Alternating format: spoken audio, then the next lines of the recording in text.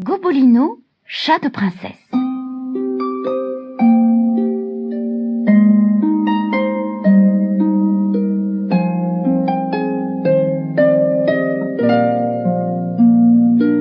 Gobolino, le chat de sorcière qui voulait devenir chat domestique, était assis tout seul au bord de la route, quand il entendit le galop d'un cheval. C'était un superbe cheval noir, monté par un jeune chevalier qui semblait fort triste. Il s'arrêta devant Gobolino. « Bonjour, petit chat, » dit le chevalier. « Que fais-tu là tout seul? Si tu n'as pas de maison, pourquoi ne viendrais-tu pas avec moi? Allons, saute sur mon cheval. » Tandis qu'il galopait sur la route, le chevalier confia à Gobolino la raison de son chagrin. Il était amoureux d'une princesse qui était enfermée dans une haute tour gardée par un dragon et située au cœur de la forêt. Le roi attendait pour délivrer sa fille qu'elle se décide à prendre un époux. Or, elle avait deux prétendants, le chevalier qu'avait rencontré Gobolino et le méchant baron noir qui habitait un château du voisinage.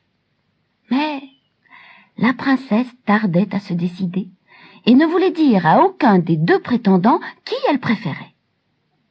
Elle avait seulement promis d'épouser celui qui lui offrirait un cadeau que l'autre ne pourrait deviner. Et chaque jour, le chevalier et le baron apportaient à la princesse de somptueux présents. Mais à chaque fois, le chevalier devinait le cadeau du baron et le baron devinait celui du chevalier.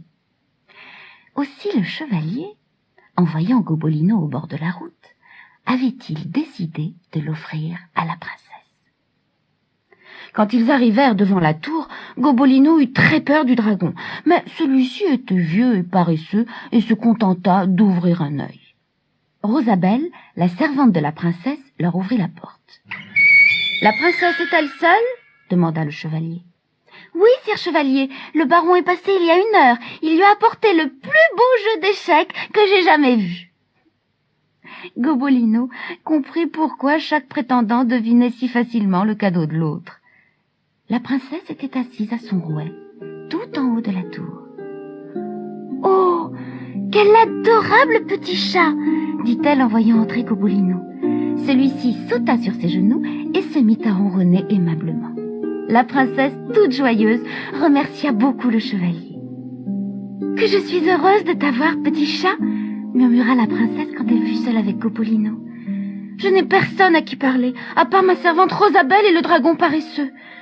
Mon père m'a enfermée ici et me presse de choisir un mari, mais je n'aime ni le gentil chevalier, ni le méchant baron. Je suis amoureuse d'un jeune seigneur qui est parti pour la guerre, mais je ne sais s'il reviendra. Comme je suis malheureuse. » Ce soir-là, la princesse joua une mélodie triste sur sa harpe et pleura. « S'il ne revient pas, je serai obligée d'épouser le chevalier, » confia-t-elle à Gobolino. « Il est bien gentil, mais je ne l'aime pas et je le trouve ennuyeux. » Gobolino ronronna tant qu'il put pour la consoler. Comme il était heureux tout d'un coup, peut-être allait-il rester chat de princesse. Le lendemain matin, la princesse regardait par la fenêtre quand elle vit venir le baron. « Allez lui ouvrir la porte, dit-elle à Rosabelle, et surtout, ne lui dites pas quel cadeau m'a apporté le chevalier. » Gobolino savait bien que Rosabelle n'arriverait pas à garder le secret. Aussi, il la suivit dans l'escalier et lui souffla dans l'oreille. « Si tu parles de moi au baron, je te griffe, je te change en pain d'épices et le dragon te mangera. » Rosabelle fit entrer le baron et ne dit mot du cadeau du chevalier. Le baron, de fort mauvaise humeur, demanda à la princesse: « Le chevalier vous a-t-il offert un couple de pigeons ?»« Pas du tout, » répondit la princesse, « et si vous n'avez pas trouvé dans 2 jours, j'épouse le chevalier. » Le lendemain, le baron revint et donna 5 pièces d'or à Rosabelle pour qu'elle lui révèle le cadeau du chevalier. La servante éclata en sanglots. « Je ne peux pas vous dire ce que c'est. Si je parle, ce cadeau-là va me griffer, me transformer en pain d'épices et me donner en pâture au dragon. »« C'est un chat !» s'exclama le baron. « Et un chat de sorcière !» Le baron s'élança dans l'escalier. Le chevalier, qui arrivait à ce moment-là, courut derrière lui. « J'ai deviné, c'est un chat de sorcière !» cria le baron à la princesse.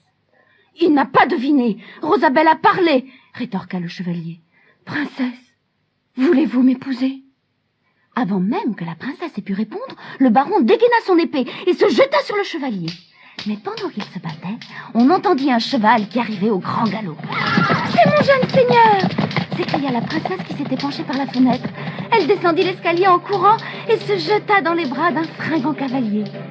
Il l'assit devant lui sur son cheval, et tous deux partirent si vite que la princesse, tout à sa joie, en oublia Gobolino. Pendant ce temps, le baron et le chevalier se battaient toujours. Ils firent tant de bruit que le dragon finit par se réveiller. Furieux, il se leva et donna un formidable coup de queue à la tour qui s'écroula. Gobolino s'était échappé juste à temps.